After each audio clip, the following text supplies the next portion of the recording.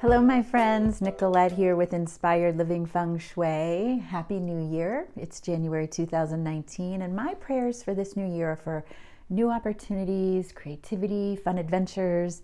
So I thought I would start the year off with a video about one of the most important features of the home to welcome all that energy in. If you haven't seen the video, the most important architectural feature of the home, you can find that here on my channel, and you will learn that it's the front door. Hopefully you have lots of yummy chi swimming around outside your front door. But what happens when you step through the front door? What is your first room of sight? This will also affect the energy in your home. If you have a beautiful foyer or an inviting living room, you're doing great. But what if you have a bunch of boots and coats and backpacks hanging by the front door? Or you enter into your dining room table, or you have a narrow entrance, or you actually don't even use the front door. You enter the home from the garage door through the laundry room or the back door. There are millions of possibilities of what could be happening. So today we're just going to talk about one possibility. Today we're going to look at my client's house. My client Julie from Greece. She had a pretty big challenge when you step through the front door. Here's Julie's entrance into her home. You can just see the front door tucked behind that support column. Here's a better view on the floor plan. The blue arrow in the middle shows how you enter the home. The red line in the middle of the floor plan is the swing of the front door.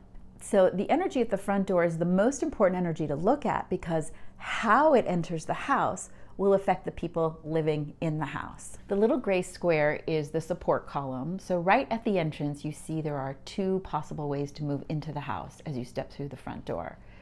You'd think this would be a good thing with more energy coming in the front door and moving in two different directions. But what's actually happening here is the energy gets split. And because it can go in two different directions, it can feel confusing at the entrance.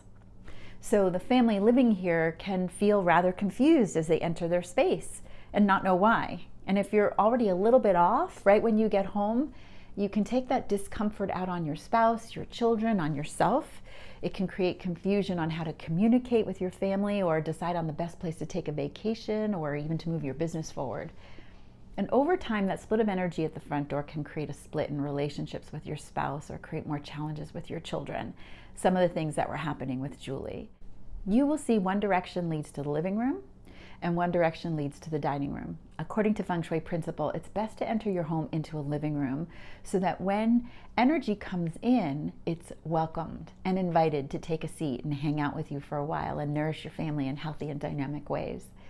When you enter into a dining room, it can constitute people taking advantage of you, people sort of eating and running without contributing their fair share.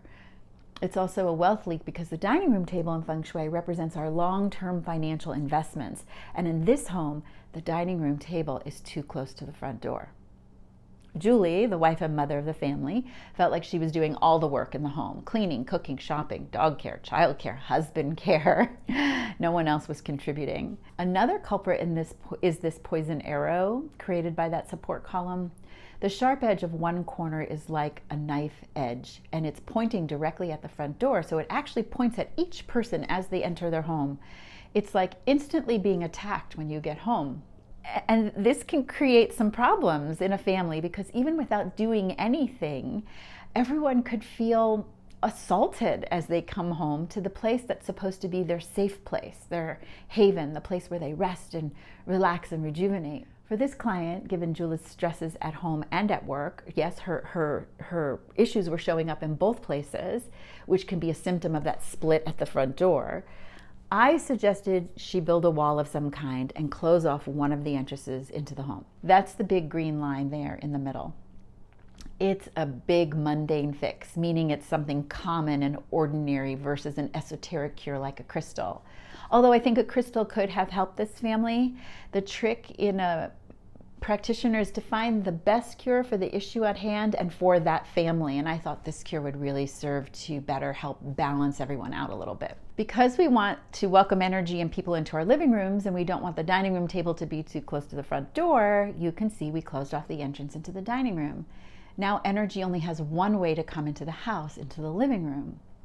The poison arrow still needs to be cured, maybe by placing a large plant in the entranceway or hanging a knife-edged crystal, or what Julie did by applying a rounded piece of framing along the sharp edge of the wall, thus taking down the aggressive energy upon entering the home. The family should start feeling better, more relaxed right away, and because the home isn't attacking them anymore, I'm sure they'll be all a little kinder to each other. They also don't have the wealth leak with the dining table being too close to the front door. Here's another view from the dining room that now feels more held and protected. So now maybe the rest of the families will sort of step up and start contributing so that Julie doesn't have to do it all by herself. Julie sent me this quick email. We are feeling fantastic. Before, we were all a little lost and felt a bit here and a bit there and a bit all around. Now it's like we have a certain direction and destination. We all feel the right way to move into the house. The most amazing thing is none of us feel it as a barrier. Instead, it's like an inviting piece of the home that had been missing all this time.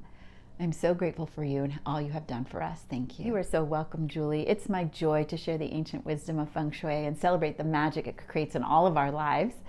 So if you could use a little magic, contact me. And if you have a question about your space or your life, send me a couple pictures of the room in question and I'll maybe create a video for the community. While I would have loved to go to Greece to support Julie and her family, I did this whole session with her over Skype. So it doesn't matter if you're in Alaska or Africa or right here in Seattle. I'm happy to work with you anywhere in the world. So wishing you a happy, happy new year. And until we meet again, live big, shine bright.